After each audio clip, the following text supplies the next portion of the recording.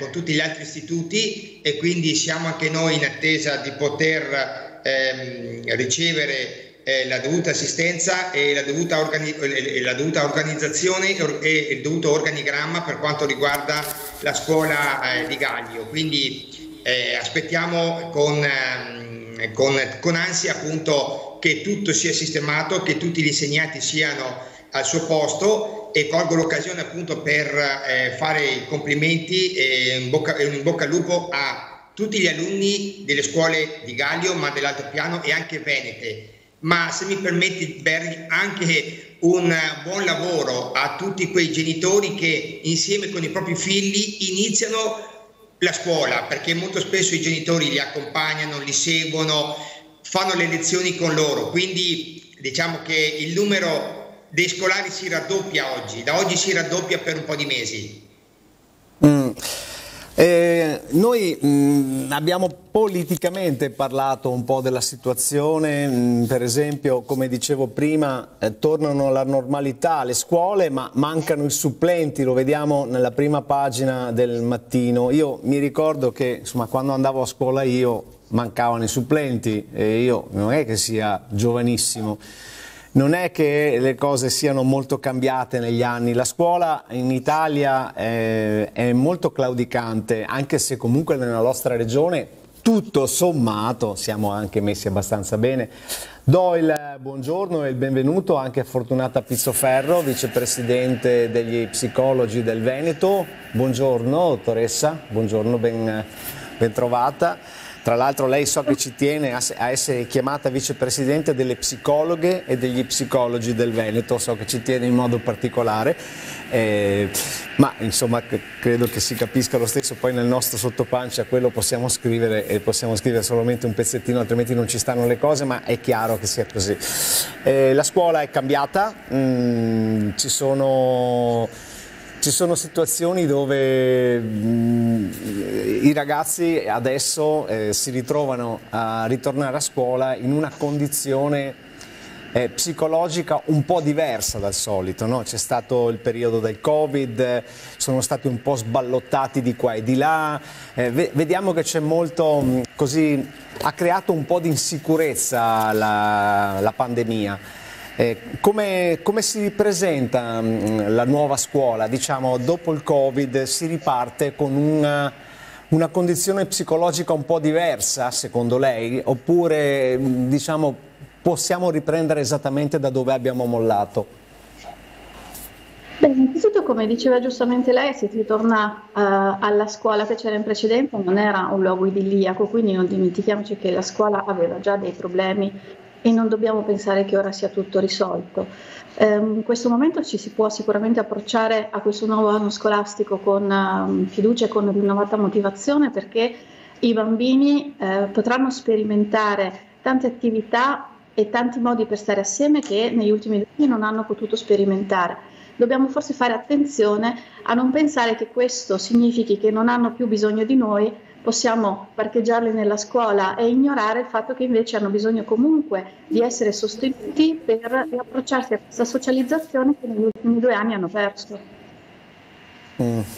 E secondo il sindaco Munari, cioè lui è un sindaco, diciamo che è un sindaco, ma per il nostro programma ormai è diventato un opinion leader, no? Lei come legge la risposta della dottoressa Pizzoferro, Munari?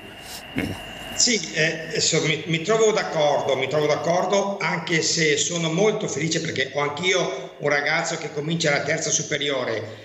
Sono d'accordo che almeno alcune restrizioni siano state riviste e i nostri ragazzi possono andare a scuola senza quella FFP2 che sinceramente tanto li ha tutelati, ma effettivamente gli creavano molti problemi. Quindi i problemi sono appunto i soliti, come vedo nel sottopancia, però anch'io come Berri ho qualche capello bianco e anch'io al liceo, soprattutto nel biennio, mancavano già all'epoca professori o supplenti. Quindi siamo in Italia, a mio avviso ci stiamo un po' abituando a questo clima e a questo andazzo, anche perché l'Italia, ricordo ancora, essere l'ultimo paese in Europa in termini di investimento sulla cultura. qui compreso anche la scuola ovviamente, e questo è un problema che ci portiamo dietro da moltissimi anni, come tanti altri problemi che attannagliano la nostra Italia, ma quello della cultura, quello della scuola, purtroppo come quello della sanità, che vanno di pari passo a mio avviso, sono servizi che non riusciamo mai a mettere a regime, a mettere a punto e a portare ad un livello soddisfacente, o quantomeno a un livello europeo, visto che se parliamo di Europa e di Unione Europea noi dovremmo essere i fratelli paritari, non i fratelli minori che sono sempre ultimi. Quindi io su questo spero sempre che ci sia un cambiamento di rotta, di tendenza, però la storia parla al contrario, quindi siamo in Italia. Vediamo questo servizio sul caro delle bollette a scuola, poi ne parliamo e parliamo anche di altre cose.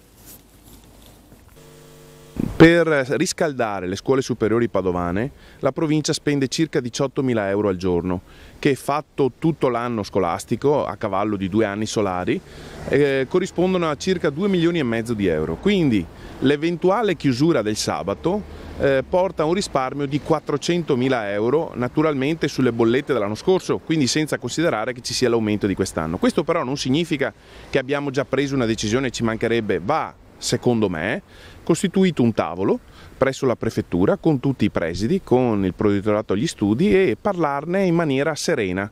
Settimana di 5 giorni per le scuole della provincia di Padova. Per ora è un'idea, non c'è niente di definitivo e categorico. La decisione deve essere collegiale. La richiesta della provincia alla prefettura è quella di aprire un tavolo con tutti gli attori coinvolti per prendere una decisione. Del resto le scuole primarie e le medie hanno già un orario simile. Questo ha dei vantaggi sicuramente per la famiglia, probabilmente anche per i ragazzi. Va tenuto conto però che quelle 4-5 ore del sabato vanno spalmate sugli altri 5 giorni, e naturalmente questo significa che va allungata la mattinata, che si rientra a casa un po' più tardi. La DAD non è un'opzione da prendere in considerazione. Secondo me i ragazzi di DAD ne hanno fatta tanta, quasi troppa, diciamocelo. Eravamo in periodo pandemia, da quello siamo usciti, magari bisognerà anche in alcune occasioni, se c'è la necessità, tornarci, ma non lo strutturerei con un sabato in DAD. Preferirei, ma parla il genitore più che l'amministratore, che queste ore fossero spalmate sulla settimana. Allora, c'è un bel po' di ciccia, diciamo, su cui discutere qui, no? Io ho visto che ha fatto una faccia strana la dottoressa Pissoferro quando abbiamo detto siamo in Italia. Certo, allora, perché secondo lei c'è qualcosa da discutere su questa affermazione, dottoressa Pissoferro? Beh, io sono felice di trovarmi con il sindaco Munari, che è un amministratore e anche un opinion leader, come lei dice, e devo dire che alcune cose di cui si è parlato in questo momento rispetto all'adolescenza, visto che il sindaco diceva di avere un figlio adolescente, mi fa tornare in mente il fatto che normalmente degli adolescenti si parli solamente quando diventano un problema, cioè quando dobbiamo occuparci di come risolvere dei comportamenti che disturbano la società. E quindi nel tornare indietro a questa normalità, io mi chiedo, gli amministratori locali hanno invece intenzione di modificare questa tendenza e iniziare ad occuparsi dell'adolescenza prima, per dargli gli strumenti invece per crescere senza questo vissuto di impotenza del siamo in Italia, che vuol dire non c'è nulla da fare. E allora perché mai i bambini e gli adolescenti dovrebbero andare a scuola ad imparare qualcosa? Ecco, non dobbiamo semplicemente pensare che tutto va buttato anche nel periodo Covid. Ho sentito nell'intervento la DAD non è da prendere in considerazione. Allora, la DAD non è un demonio, la DAD è qualcosa che i bambini e gli insegnanti hanno appreso ad utilizzare e può essere comunque utile in diverse occasioni. Può essere utile per esempio per i bambini che hanno delle patologie croniche che costringe molto spesso a periodi di solitudine e periodi di ospedalizzazione. Quindi la DAD è una risorsa. Così come non sono le mascherine il demonio, ma sono il modo in cui noi stiamo assieme in società. Dobbiamo, prima di tutto noi, come adulti, trasmettere ai bambini l'idea che c'è possibilità di un futuro diverso se ognuno di noi fa la sua parte. Mi sembra interessante. Vuole rispondere Munari, naturalmente, visto che di lei si è parlato poco fa? Sì, allora...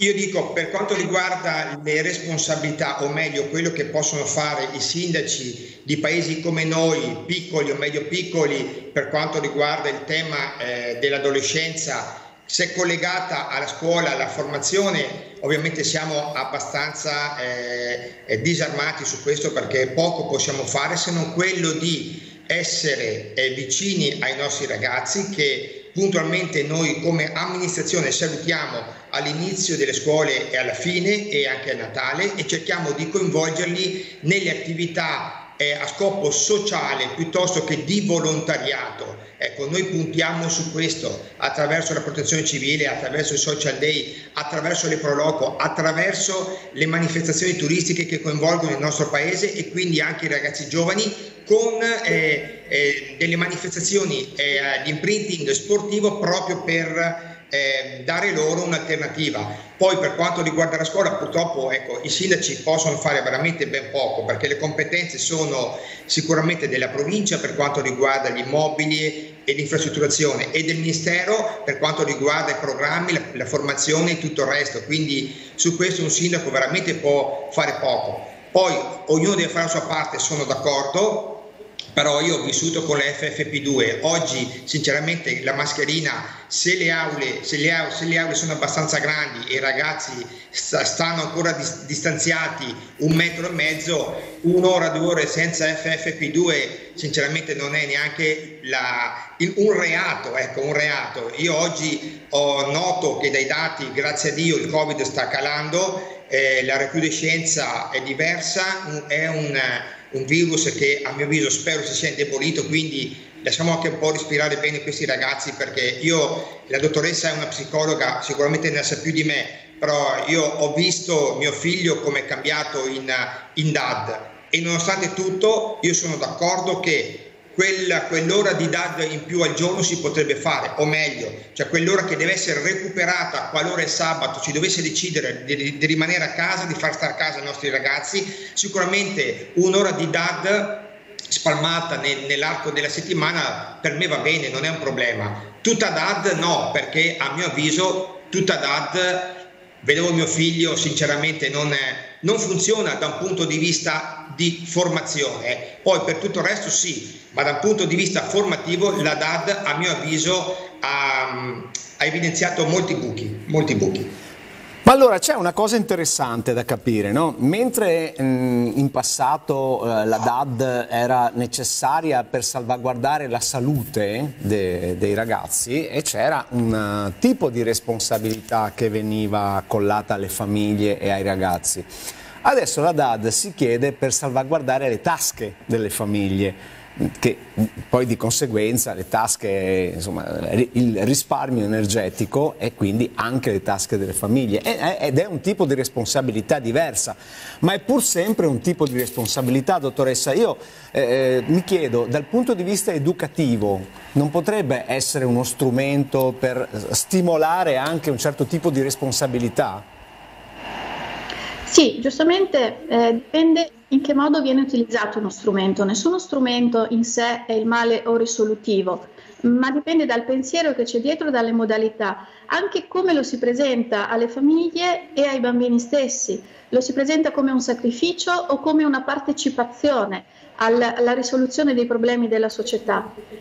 Si lascia le famiglie da sole alla mercé di come poter utilizzare e giostrarsi, o prima c'è un pensiero di come potersi organizzare per rendere la DAD sostenibile, perché i bambini comunque hanno appreso una modalità diversa che può essere utile nella vita, di poter fare le attività a distanza. Sono sempre più capaci di farle, così come anche gli insegnanti devono continuare ad essere formati e sostenuti nell'utilizzo della DAD, perché non è in sé la DAD che ha fallito, ma il fatto che sia stata introdotta purtroppo per causa di forza maggiore all'improvviso in una struttura che non era pronta cognitivamente e organizzativamente. La DAD si può fare in maniera diversa, certo non esclusivamente, ma può essere uno strumento che insieme agli altri aiuta la scuola a funzionare e i bambini a partecipare alla soluzione di un problema di tutta la società. Poi io condivido il fatto che il sindaco dice noi facciamo quello che possiamo dalla nostra parte. Io so che i sindaci e le piccole amministrazioni comunali sono in prima linea e sono quelli che per primi rispondono alle problematiche della cittadinanza.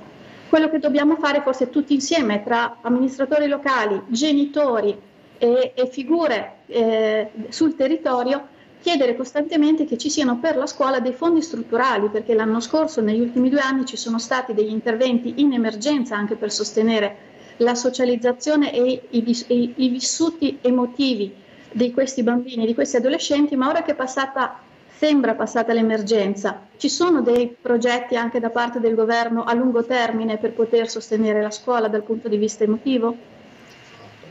È interessante questa, ci sono, è la domanda che ci facciamo, visto che siamo in campagna elettorale bisognerebbe farla ai politici che si stanno candidando per andare a governare, se li hanno questi progetti. Lei che cosa ne pensa, Munari, visto che è stato di nuovo citato dalla dottoressa Pizzoferro, anche se comunque insomma, in modo positivo, ma lei che cosa ne pensa di questo argomento, di questo tema?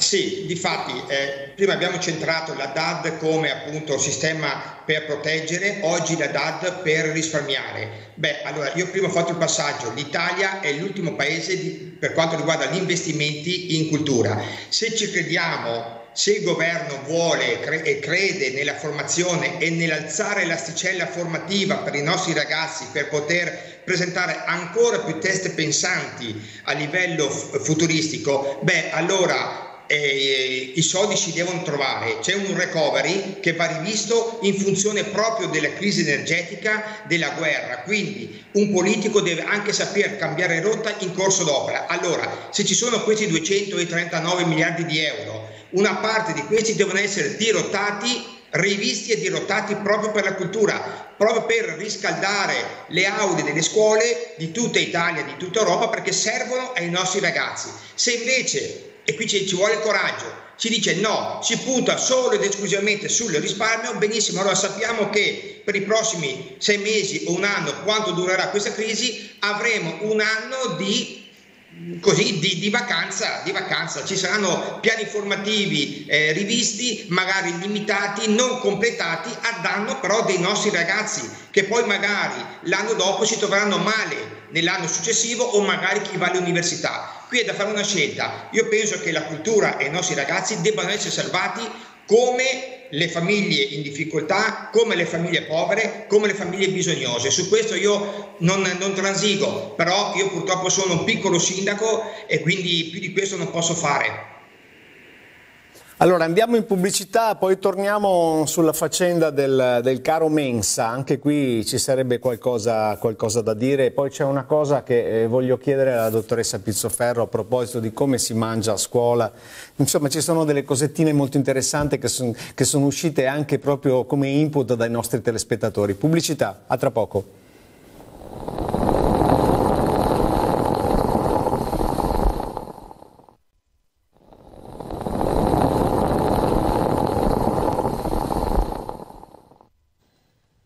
Bentornati a Tutto Mattino, oggi lunedì 12 settembre, primo giorno di scuola.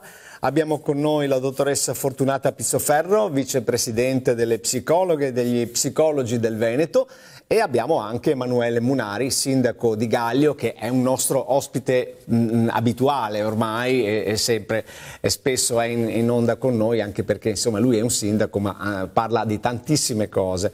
Allora qui vedo sulla prima pagina della Tribuna di Treviso questo titolo: scuola al via nella Marca, la grana del caro mensa. Adesso ecco qui, le famiglie già sono stritolate dal costo dei libri, dal costo della cancelleria, dal costo di tutto quello che è il materiale scolastico, e c'è anche il caro mensa. Ma sul materiale scolastico abbiamo, tra l'altro, sul costo del materiale scolastico abbiamo un servizio che abbiamo utilizzato anche giorni fa. Andiamo a rivederlo, questo servizio di Valentina Visentin. Vediamo se la regia è pronta. No, li ho presi un po' di sorpresa, ma adesso Italo ci pensa subito e lo recupera al volo, e vediamo questo servizio al volo prima di parlare proprio dei costi vivi della scuola per le famiglie.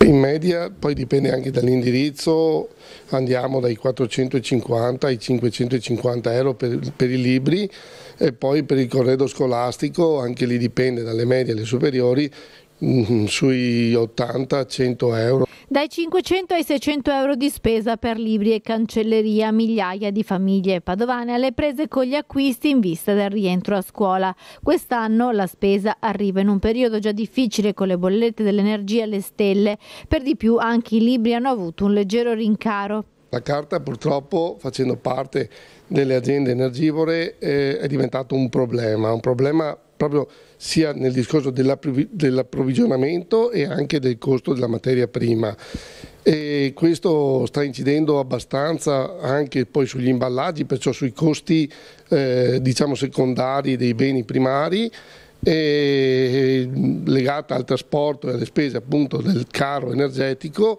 Questo ha portato sì a degli aumenti che per ora sono abbastanza contenuti sia da parte nostra, che ce la stiamo mettendo tutta per variare al minimo i prezzi. I prezzi della cartoleria sono stabili, ma le famiglie, a causa del generale aumento dei prezzi, tagliano negli acquisti, da qui le difficoltà dei commercianti nel portare avanti le loro attività. I nostri costi, le bollette come a tutti quanti ci sono duplicate se non triplicate anche. Si fa appunto per aiutare, per portare gente, per poter lavorare, perché sono stati 2 anni di pandemia molto difficili, e questo è un altro colpo che se non riusciamo a superare, e lo dobbiamo superare tutti assieme, con l'aiuto anche di chi sta al governo, mi sa che ci saranno parecchie chiusure di parecchi commercianti.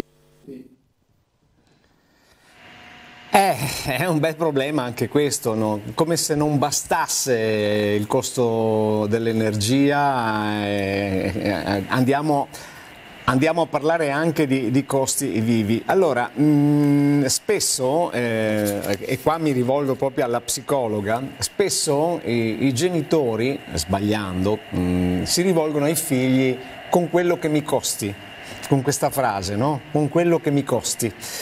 E io credo, insomma, che sia sostanzialmente sbagliato rivolgersi così ai propri figli, però ci sarà pure un modo per far capire ai ragazzi che ci vuole una certa responsabilità, anche, insomma, mica tutte le famiglie hanno la possibilità di pagare sempre tutto subito e caro, la maggior parte non ce l'ha, però si va a volte come dire, a instaurare un senso di colpa nei ragazzi che poi ci portiamo per tutta la vita.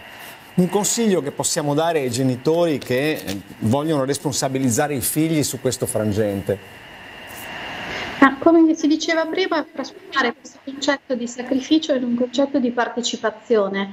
I bambini sono contenti quando possono essere coinvolti insieme alle loro famiglie nel fare insieme le cose per stare tutti meglio. E se si passa ai bambini e agli adolescenti l'idea che per salvaguardare il mondo che loro si troveranno a gestire da grandi è necessario imparare a riutilizzare, riciclare, abbiamo visto anche negli ultimi periodi quanto gli adolescenti siano sensibili al tema dell'ecologia, e quindi per esempio se è difficile comprare tanti quaderni, ma quanti quaderni venivano sprecati per il semplice bisogno di avere un colore particolare oppure una copertina in sintonia con il personaggio del momento. Ecco, se ai bambini viene fatto, ovviamente non al singolo bambino, ma anche nella classe, facendo partecipare i pari tra loro e anche discutere di questa cosa, del come i bambini possono partecipare insieme agli adulti per avere un mondo sostenibile, un mondo diverso, per stare meglio. I bambini saranno felici anche di poter riutilizzare a volte dei quaderni che non servono e darli ad altri bambini, saranno più propensi a non sprecare la carta. Quindi è possibile che i bambini partecipino ad aiutare e contribuiscono ad aiutare le famiglie a sostenere un periodo che comunque sarà difficile, ma se, come diceva anche il signore nel servizio, se ognuno di noi fa la sua parte, questa difficoltà, questo peso sulle spalle può venire distribuito in maniera più equa, e anche i bambini possono sostenere la loro piccola percentuale di peso, ma la possono sostenere anche con una sensazione di essere utili, partecipi e parte della loro famiglia e della società. Mi rivolgo al sindaco Emanuele Munari, che rimane con noi ancora qualche minuto, 5-6 minuti, perché so che poi deve scappare. Tornando al titolo della tribuna di Treviso, scuola Elvira Lamarck, insomma, la grana del caro mensa. Io ho sempre sentito in tutte le amministrazioni, mica solo quella dove abito io, quella di Padova o altri, anzi faccio anche i complimenti a Giordani, che è diventato pure presidente della provincia, così ha pure questa nuova freccia al suo arco, e cominceremo a sentire lui anche per parlare anche degli altri comuni, ma il caro mensa è sempre stato un problema. La mensa scolastica per un sindaco, per un amministratore, è sempre stata una, la metto tra virgolette, una rogna. Perché è difficile da gestire una faccenda, perché i genitori poi spesso si mettono in mezzo. Io mi ricordo, ai miei tempi mi portavo io la pappa da casa, non c'era la mensa scolastica, sì, c'erano i tavolini, però è cambiato tutto adesso, no? Adesso non ti puoi portare più niente, devi fare tutto con l'appalto che viene dato, e spesso non si è molto contenti di quello che i bambini mangiano. Adesso dal punto di vista tecnico lo chiedo al sindaco, poi dall'altro punto di vista sarà preziosissimo l'opinione, soprattutto anche dal punto di vista proprio professionale, della dottoressa Pizzoferro. Ma sindaco, perché ci sono sempre questi problemi del caro mensa, della disorganizzazione? Spesso sono cose che sento queste.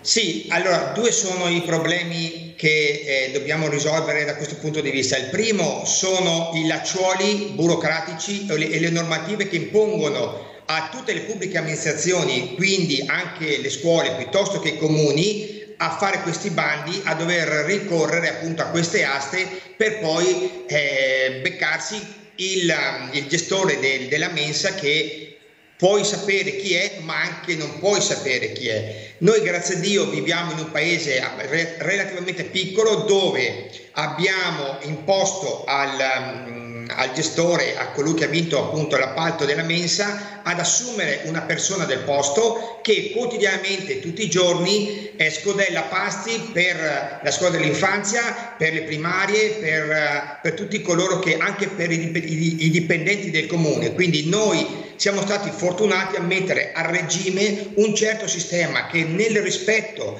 del codice degli appalti che dominano e governano le pubbliche amministrazioni, siamo però riusciti con escamotage a far sì che i pasti siano sempre preparati tutti i giorni da persone che conosciamo, da persone del posto, che quindi conoscono i genitori, conoscono i bambini, e quindi tutto sommato abbiamo il monitoraggio quotidiano di tutte queste attività. Noi siamo fortunati da questo punto di vista. Certo che chi abita in paesi grandi o in città mi rendo conto che è molto difficile governare queste cose, però certo, se un'amministrazione vuole, in qualche modo, con un po' di sforzo e di sacrificio, riesce comunque a captare criticità, sensazioni, sentimenti dei ragazzi piuttosto che dei genitori, e magari condividere e provare a risolverli. Noi li abbiamo risolti già 7 anni fa, mettendoci in carreggiata con questo tipo di soluzione, però mi rendo conto che nelle città più grandi questo è molto più difficile, molto più difficile. Assolutamente. Grazie davvero a Emanuele Munari, sindaco di Gaglio. Lo liberiamo perché sappiamo che ha un impegno adesso alle 8:45. Rimane con noi collegata la dottoressa Fortunata Pizzoferro, vicepresidente delle psicologhe e degli psicologi del Veneto, però abbiamo un collegamento con Valentina Visentin in diretta con degli ospiti. Buongiorno Valentina. Sì, buongiorno, e come vi avevamo promesso, dall'esterno siamo entrati invece all'interno di una scuola. Prima vi avevamo mostrato la città che si svegliava, il traffico che riprende, gli studenti che cominciavano ad entrare a scuola. Adesso sono all'interno dell'11° Istituto Comprensivo di Padova Vivaldi, insieme alla dirigente scolastica Concetta Ferrara, buongiorno, che gentilmente ci ha dedicato alcuni minuti, visto che oggi insomma è una giornata cruciale. Si riprende, preside, si riprende, anzi dovrei dire dirigente scolastica, ma un po' sono affezionata al vecchio termine preside. Si riprende, e finalmente dopo 2 anni cosa cambia? Come sono tornati a scuola oggi i suoi studenti? Buongiorno, buon inizio a tutti quanti, tutti gli alunni. Approfitto del mezzo televisivo per fare tanti auguri a tutti gli alunni di tutta Padova, di tutta Italia, ne approfitto. Si riprende col piede giusto e speriamo che questo stato dell'arte continui anche per i prossimi mesi. Le misure Covid ovviamente sono allentate e non esiste più la DAD, quindi tutte le lezioni saranno in presenza e la quarantena viene ridotta sostanzialmente da 7 giorni a 5 giorni, così l'isolamento, e la mascherina non c'è più l'obbligo, tranne che per i ragazzini fragili. Poi se c'è un positivo a scuola o un contatto positivo e quindi un alunno viene in contatto con un positivo, che misure si dovranno adottare? Semplicemente l'autosorveglianza, quindi per i contatti stretti sarà previsto un periodo di autosorveglianza di 10 giorni e la mascherina FFP2, ma comunque è sempre in presenza.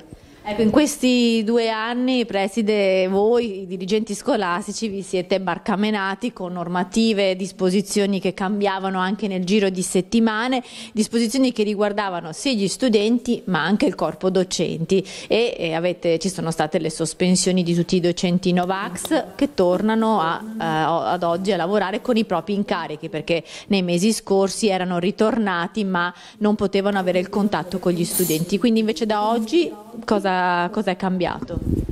Che sono tutti in presenza, siamo ormai a pieno regime e ripeto, insomma, io sono molto fiduciosa, spero e cautamente ottimista che questo stato dell'arte possa continuare nei prossimi mesi, anche perché i vaccini, insomma, stanno dimostrando che sostanzialmente Omicron 5 è paragonabile a un'influenza.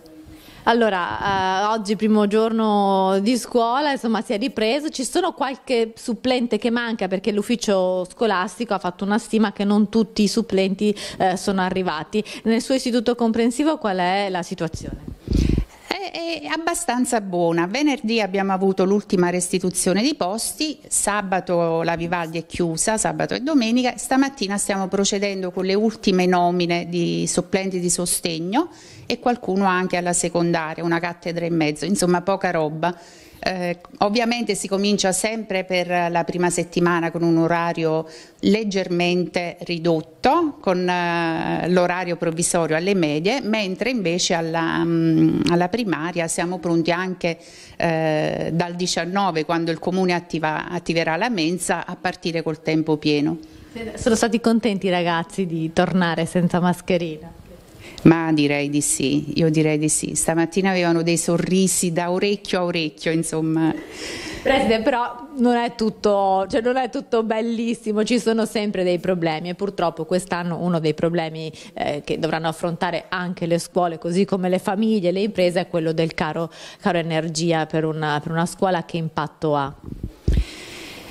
L'impatto è importante perché la scuola, insomma, soprattutto la scuola del tempo pieno, vede un consumo di elettricità e di gas per i riscaldamenti notevole. Inoltre gli organi collegiali, le riunioni collegiali previste dopo la chiusura della scuola hanno una ricaduta pesante su questo.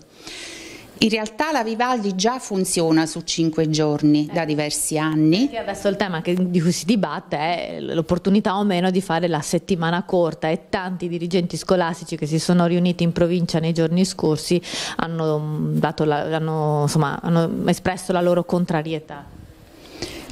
Non so, ogni dirigente sceglie un modello organizzativo in base all'autonomia della scuola. La Vivaldi, le ripeto, lavora su 5 giorni per una scelta didattica e per regalare più tempo alle famiglie, insomma c'è un tempo per la scuola e un tempo per la famiglia, per dare la possibilità ai ragazzi di studiare nel weekend e recuperare qualche défaillance, no? Quindi noi lavoriamo già, però ho voluto insieme al collegio dei docenti fare di più. abbiamo approvato il regolamento per gli organi collegiali online e quindi tutto quello che si può svolgere online lo facciamo online, così evitiamo di tenere la scuola aperta oltre le 4:30 o le 18 per quanto riguarda invece la primaria, lavorando sostanzialmente da casa. Quindi anche lei ha dovuto trovare questi escamotage per contenere la spesa, non è da poco insomma. Contenere la spesa, ma direi di più traffico, direi di più smog. Io credo che la DAD ci abbia lasciato un'eredità importante, quella dell'utilizzo delle tecnologie proprio finalizzate al risparmio. Esattamente, insomma è vero, la DAD non gli si può trovare solo aspetti negativi. Quello che ci ha insegnato insomma la pandemia è che dove il telelavoro a volte, se usato con la parsimonia, può in certe occasioni insomma essere anche utile, come in questo caso. Sì, sì. Ci siamo trovati bene perché ormai la connessione è stabile, funziona tutto bene, abbiamo la fibra, non ci sono problemi di sorta, quindi ripeto, tutto quello che è possibile fare a distanza lo facciamo a distanza, ma la didattica va fatta in presenza. E allora in bocca al lupo di nuovo agli studenti, beh, lo facciamo, in bocca al lupo agli studenti padovani e non solo per questo inizio di anno scolastico in presenza, senza mascherina, con i sorrisi ben visibili come quello della preside Concetta Ferrara, che insomma ha dato il benvenuto oggi a tutti gli studenti. Dall'Istituto Comprensivo Vivaldi è tutto, ti restituisco la linea e ci vediamo tra poco. Grazie a Valentina Vigentin, io intanto sto organizzando gli ospiti perché qualcuno all'ultimo momento si è sganciato, ma abbiamo ancora la dottoressa Fortunata Pizzoferro con noi, vicepresidente delle psicologhe e degli psicologi del Veneto. Abbiamo parlato di scuola, stiamo parlando di ragazzi, adesso ci sono alcune cosettine. Approfitto della sua presenza perché ci sono alcune cose che si discutono regolarmente ma non vengono mai ben spiegate. Insomma, ci sono genitori che interferiscono sul lavoro degli insegnanti, si parla, prima avevamo parlato della mensa, di quanto importante sia mangiare tutti insieme invece che portarsi ognuno da casa le proprie cose, i telefonini in classe, il fatto di vestirsi in un certo modo, ognuno per conto suo, pance scoperte. Una volta mi ricordo quando andavo a scuola io eravamo in divisa, adesso è cambiato tutto. Insomma, tanti sono gli argomenti che possiamo discutere con la dottoressa Pizzoferro. Io comincerei da un tema che è quello che poi viene spesso dibattuto quando si parla di atteggiamenti, di comportamenti, del rispetto verso gli insegnanti, che è quello dei genitori che interferiscono sul lavoro degli insegnanti. Spesso, una volta quando andavamo a scuola noi, almeno io, se ci si permetteva di dire qualcosa all'insegnante si prendeva un ceffone prima dall'insegnante e poi dal genitore. Adesso invece è cambiato tutto. Allora perché è cambiato tutto? Perché i ragazzi sono diventati così irrispettosi e cosa possiamo fare per fare in modo che questa tendenza si fermi, almeno non dico che cambi ma almeno che rallenti? Direttore, lei mi costringe a modificare in corsa, ero già pronta per la mensa. Allora... No, ma se, dottoressa, no, parliamone della mensa, per carità, parliamone della mensa, anche perché avevamo chiuso proprio con quello, con Emanuele Munari. Questo è un argomento che possiamo fare anche tra poco. Lo mettiamo insieme perché sono comunque interessanti e anche collegati, no? Perché riguardano il tema delle regole e della socializzazione. E io sento spesso dire che sono diventati più maleducati. Immagino che 30 anni fa, 40 anni fa si dicesse la stessa cosa. È tipico di ogni periodo storico che le vecchie generazioni vedano le nuove generazioni come qualcosa di dirompente, ed è anche il loro ruolo, no? Quello di essere il futuro, essere il cambiamento. Se i ragazzi di oggi non sono quelli di ieri, ma neanche gli adulti lo sono. Ricordiamoci che anche gli adulti stanno in società in una maniera diversa e relazionano tra di loro in una maniera diversa. Gli insegnanti stessi, comunque gli insegnanti hanno anche loro a volte delle chat con i bambini e scrivono messaggi al di fuori dell'orario scolastico.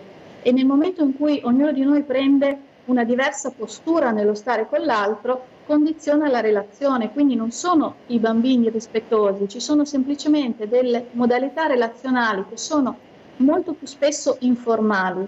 Alle superiori molto spesso sono anche gli insegnanti stessi che dicono ai ragazzi di dare del tu, non sono solo gli studenti che una volta davano del lei, ma forse 30-40 anni fa, se si ricorda, erano anche gli insegnanti che davano del lei, agli studenti li chiamavano per cognome. Però le modalità sono cambiate, semplicemente i bambini di oggi vivono nella società di oggi come lo facciamo tutti.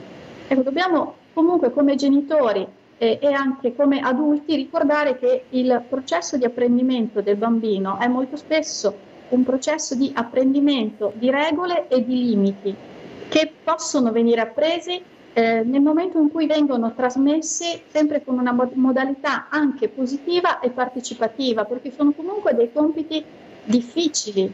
Riprendendo il tema della mensa, se da una parte ovviamente gli amministratori devono vigilare sul fatto che la qualità dei cibi per i bambini sia buona e sostenibile, quindi devono avere degli ingredienti adatti alla loro età, ma dall'altra parte c'è un altro tema di adeguarsi a quello che c'è nel menù, perché il bambino che nasce senza la conoscenza di nessun limite, anche in famiglia apprende che deve stare seduto a tavola, deve poi utilizzare la forchetta, tutti compiti che sono difficili, che implicano una rinuncia a una limitazione, così come quando entra nella scuola impara che deve stare seduto per 5 ore, che è una cosa difficile per il bambino, ma che può fare. E poi impara a mensa che può scegliere alcuni cibi e non ne ha a disposizione altri, come potrebbe essere a casa.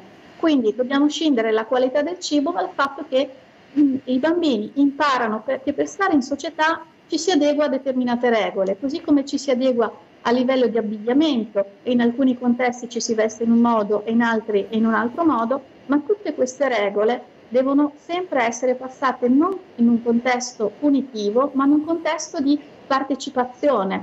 Prima si parlava di termosifoni accesi. Ecco, io non vorrei che il discorso dei termosifoni facesse dimenticare che i bambini devono comunque apprendere in un ambiente caldo, il che significa non con i termosifoni che funzionano, ma in un ambiente dove c'è un'emotività calda, un contenitore, un ambiente che gli dice: tu puoi apprendere sentendoti bene, noi siamo qui per aiutarti. Veramente sta facendo, ci sta dando delle informazioni molto interessanti e molto esaustive. C'era un altro tema che è proprio un tema caldo della scuola, i telefonini in classe. Io adesso sto ricevendo un sacco di messaggi qui e infatti vede che mi distraggo proprio perché ho questo aggeggio qui davanti, no? I telefonini in classe, molti allievi, molti studenti hanno la concessione di tenere il telefono acceso durante le lezioni. In altre scuole, invece, altre classi, invece questo viene categoricamente proibito. Quale potrebbe essere giusto equilibrio di questa cosa? Perché questo comunque è un ausilio che diventa didattico a un certo punto, perché vediamo che è molto utile. La tecnologia ci ha fornito questo strumento e lo utilizziamo tutti quanti. Io stesso non riesco più a farne a meno, perché con questo faccio qualsiasi cosa, pago bollette, entro nella banca, esco, insomma, comunico, mando le mail, tante cose faccio con questo. Quindi è come avere un computer portatile anche quando si va a scuola e si studia, è come avere un computer portatile. Però questo ci dà la possibilità anche di distrarci molto da quello che stiamo realmente facendo quando stiamo facendo un percorso di studi. Allora, qual è innanzitutto l'età giusta per cominciare a dare un telefono a chi va a scuola? Perché vediamo che ci sono ragazzini delle elementari che hanno dei telefoni che sembrano delle astronavi e i genitori forniscono questi telefoni ai ragazzini con la scusa che li devono così contattare. Una volta, ripeto, noi parliamo sempre di una volta, facevamo lo stesso, andavamo a scuola lo stesso, andavamo a scuola anche da soli. Adesso invece se la mamma abita a 500 metri dalla scuola deve accompagnare il figlio a scuola in macchina. Insomma, ci sono alcuni dettagli che vanno capiti. Era meglio prima? Siamo più insicuri adesso? Oppure stiamo trasformando i nostri figli in piccoli Buddha da tenere sotto una campana di vetro? E come dicevamo prima, ci sono degli strumenti, come era prima la DAD, ma anche in sé il telefono è semplicemente uno strumento e sarebbe abbastanza semplicistico dire se uno strumento è buono o cattivo. Tutto sta nel come si utilizza. Metteremo mai noi un bambino a pilotare un caccia se non ha la patente? E quindi dobbiamo approcciarci agli strumenti e quindi anche ai cellulari, anche ai personal computer, con l'idea che deve essere utilizzato ma con una preparazione prima di tutto cognitiva. Normalmente i bambini, la nuova generazione, sono a volte più pronti degli adulti nella conoscenza tecnica dello strumento, quindi sanno fare spesso delle cose che gli adulti non sanno fare, ma non sono pronti cognitivamente a relazionarsi con uno strumento che li mette in relazione con il resto del mondo. Quindi non c'è un telefono acceso, telefono spento, telefono sì o no durante la lezione, perché può essere appunto uno strumento di apprendimento, ma può essere anche uno strumento di scambio. Possono anche comunicare con le altre persone, però bisogna avere la patente per utilizzarlo. Quindi la patente, che non significa conoscere tecnicamente lo strumento, ma anche essere pronti cognitivamente agli utilizzi che se ne fanno, il modo in cui io entro in relazione e anche qual è il mio obiettivo nell'utilizzare quello strumento in quel momento. Poi si possono mettere regole diverse, queste regole all'interno di uno istituto scolastico devono essere condivise, ma devono essere condivise anche a livello di famiglie e insegnanti, perché se c'è un conflitto, ovviamente questo i bambini lo vedono, e se vedono gli adulti in conflitto tra di loro sono abbastanza confusi, no? Gli adulti sono quelli ai quali si rivolgono per sapere in che direzione prendere. Ricordiamoci sempre che i bambini non imparano da quello che gli diciamo di fare, ma di quello che noi facciamo. Quindi utilizzeranno gli strumenti e i telefonini nello stesso modo in cui li utilizzano gli adulti. Non sono solo i bambini che si distraggono, ma in quante famiglie a tavola non ci si guarda più in faccia e non si comunica perché i genitori stessi sono distratti dalle notifiche, sono distratti dalle notizie che leggono in qualunque momento della giornata. Ecco, se lo facciamo a casa, in momenti in cui dovremmo condividere, non possiamo poi dire tutto ai adolescenti non puoi farlo a scuola perché ora devi concentrarti in altro. Quindi dobbiamo essere prima di tutto No, mi sembra è molto chiaro il suo ragionamento. Andiamo in pubblicità. Quanto può rimanere con noi ancora, dottoressa Pizzoferro? Ce l'ha ancora 10 minuti? Può rimanere ancora con noi? Ok. Allora andiamo in pubblicità. A tra poco.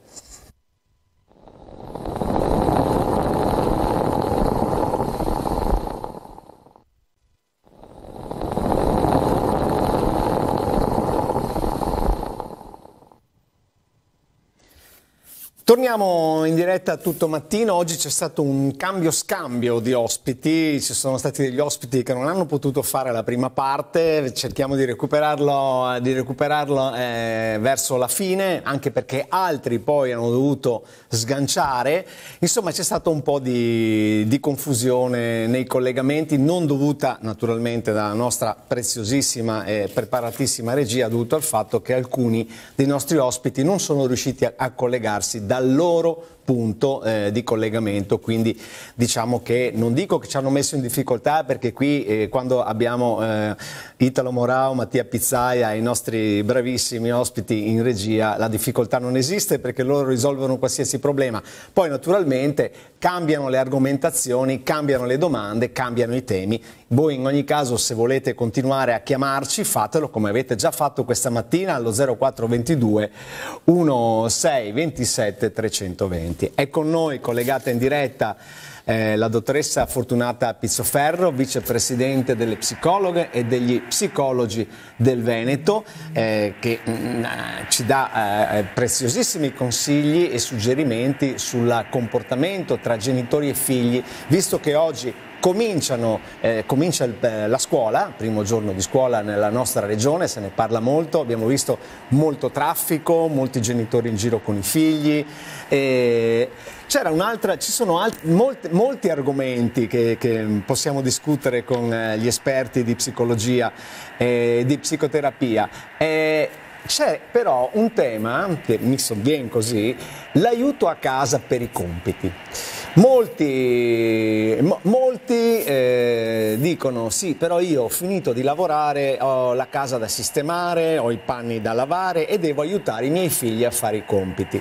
È un compito questo dei compiti a casa è una cosa che è sempre stata un po' mal distribuita tra mamma e papà. Per certe materie di solito interviene di più il papà, per certe di più la mamma, ma in linea di massima per tutto c'è sempre la mamma. Perché questo?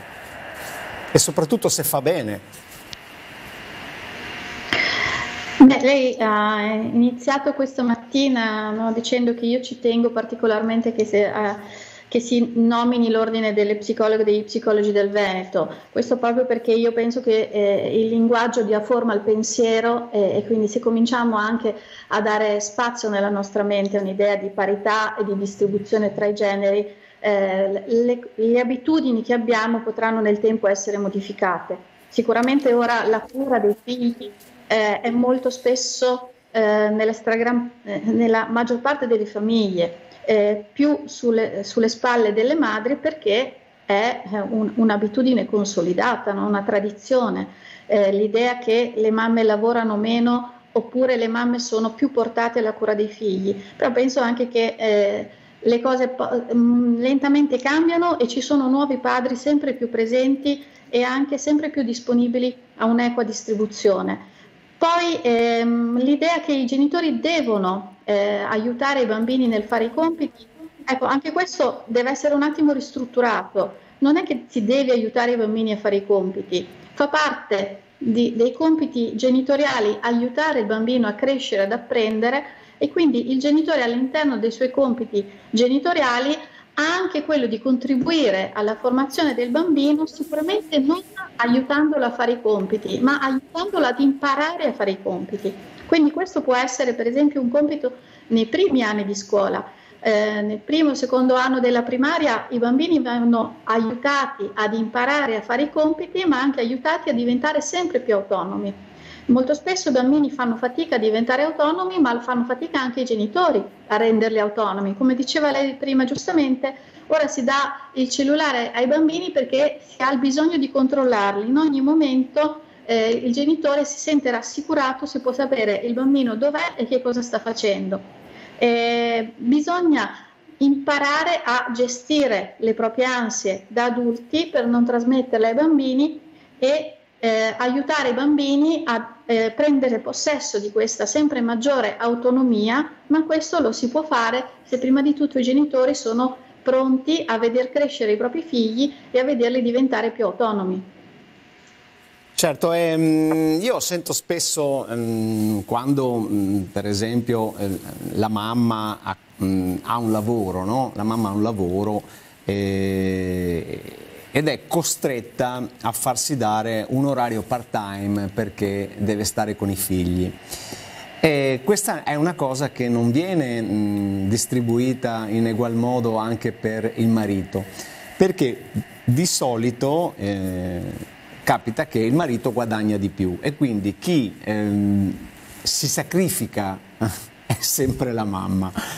Ed è la stessa cosa poi che succede anche a livello scolastico, perché è la mamma che accompagna a scuola i figli, è la mamma che li va a prendere, è la mamma che organizza lo studio, il doposcuola, ed è una cosa più da mamma che da papà. Lei ha detto che negli ultimi periodi le cose sono cambiate, ma sono cambiate fino a che punto? Cioè siamo a buon punto con questo cambiamento? Perché io, insomma, da quello che vedo io, ancora dobbiamo fare parecchia strada. Sì, non so se ho detto sono cambiate, in realtà penso che le cose inizino a cambiare. Sicuramente il percorso è molto lungo, se pensiamo che comunque mediamente le donne guadagnano il 30% in meno degli uomini. quando lavorano. Se pensiamo che per esempio nel periodo della pandemia sono molte di più le donne quelle che hanno dovuto rinunciare al lavoro per poter assistere ai bambini o anche agli anziani che avevano in casa in un periodo nel quale molte strutture erano chiuse. Quindi sicuramente non siamo a buon punto, abbiamo solamente iniziato un percorso che forse richiederà ancora decine di anni per arrivare ad una vera parità. In questo momento non solo le donne spesso sono costrette a chiedere il part-time, ma le donne a volte sono costrette anche a lasciare il lavoro per gestire l'educazione dei figli, che non è un dovere, magari è anche un piacere, è anche un volere, ma diventa un peso nel momento in cui non si hanno scelte, queste scelte non possono essere equamente distribuite e condivise. Quindi anche in questo sicuramente le famiglie dovranno magari fare una pressione, dovranno anche chiedere rispetto alle future elezioni nei programmi dei diversi schieramenti elettorali cosa c'è rispetto all'aiuto che il governo vuole dare alle famiglie e alle donne per poter lavorare, per poter mantenere la propria autonomia e per poter scegliere quanto stare con i figli e quanto distribuire i propri compiti insieme ai compagni ma anche insieme alla società, che può dare degli strumenti per sostenere laddove le famiglie da sole non possono farlo. Grazie davvero, dottoressa Fortunata Pizzoferro, vicepresidente delle psicologhe e degli psicologi del Veneto, anche per questo assist che mi ha fornito, che girerò al nostro prossimo ospite che si è collegato. Grazie per essere stata con noi, a tutto mattino, ci vediamo presto. Buongiorno invece a Giorgio Bianchi di Italia Sovrana e Popolare.